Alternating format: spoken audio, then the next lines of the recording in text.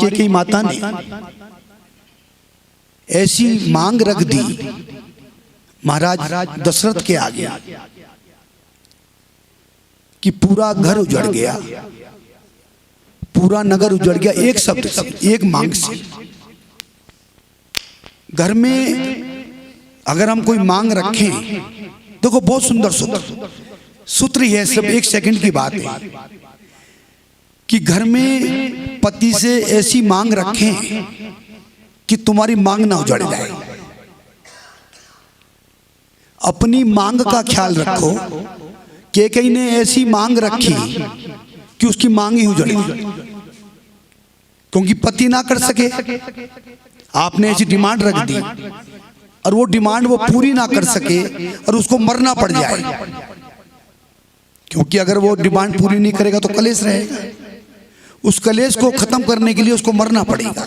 राजा दशरथ को मरना पड़ा, पूरा तो कर दे, लेकिन कैकेयी ने एक अपनी मांग के चक्कर में, अपनी डिमांड के चक्कर में अपनी मांग उजाड़ दी। तो ये रामचरितमानस एक बहुत बड़ा सूत्र हमको दे रही है कि घर में शांति रहनी चाहिए, प्रेम रहना चाहिए, और पति की पोजीशन को देख लेना चाहिए कि वो हमारी डिमांड को पूरी कर सकता है या नहीं कर सकता। कैकेयी ने तो डिमांड रखी, विनाश हो गया। हमारी मां जानकी ने भी डिमांड रख दी, उन्होंने भी अपनी एक इच्छा जाहिर की, विनाश हो गया। हिरण की खाल मांग ली, एक ही बार बोली है जानकी,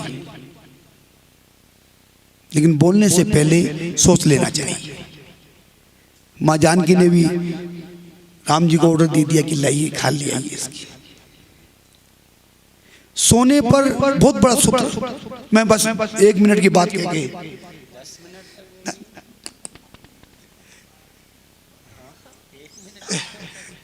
तो जानकी जी ने, आप देखिए ये सूत्र हैं रामचरितमानस के। जानकी जी की निगाह सोने पर चली गई। हिरण की सोने की खाल कभी होती है, उसको भी नहीं पहचान सकी और डिमांड रख दी कि सोने की खाल ले आओ। ठाकुर जी ने कहा मुझे छोड़कर सोने पर निगाह, भगवान को छोड़कर हमारी निगाह सोने पर चली गई, तो जानकी जी को सोने की लंका में भेज दिया। सोने की लंका में जाने का मुख्य कारण यही था कि जानकी जी की निगाह सोने पर चली गई भगवान को छोड़कर। ठाकुर जी ने उनको सोने की लंका में भेज दिया कि जाओ, सोना ही सोना तुम्हारे लिए है। लेकिन जानकी जी थी वहां गई, और जैसी गई वैसी आ गई, आप सब जानते हैं। लेकिन हम जैसे कोई होता तो शायद वहां सोने की लंका में जाकर भटक जाता। तो रामचरितमानस बहुत बड़ा सूत्र दे रही है हमको कि हमारी दृष्टि कहां रहनी है। संत लोग कहते हैं कि जैसी दृष्टि वैसी सृष्टि। दृष्टि हमारी है, निगाह हमारी है। हम अच्छाई में भी बुराई को देख सकते हैं और बुराई में भी अच्छाई को देख सकते हैं। एक बात गुरुजी, एक पार्क में, छोटी सी बात, एक पार्क में एक वृक्ष के नीचे एक लड़का और एक लड़की बैठे हुए थे। लड़का बैठा हुआ था और लड़की उसकी गोद में लेटी हुई थी। जब लड़की लेटी हुई थी, एक बोतल रखी हुई थी, थोड़ा थोड़ा दोनों पी रहे थे, और वो लड़का उस लड़की के सर पर हाथ फेर रहा था। एक संत वहां से गुजरे, बहुत सुंदर, ये दृष्टि की बात है। एक संत वहां से गुजरे, संत ने उनसे कहा कि आप ये यहाँ क्या कर रहे हैं, ये पब्लिक प्लेस है, अगर इस तरह की कोई कार्य करना है तो अपने घर चले जाओ। ये आप पार्क में ऐसा काम कर रहे हैं, ये उचित नहीं है। जो मन में जो बात थी संत ने उनसे कही। जब सारी बात उन्होंने कह ली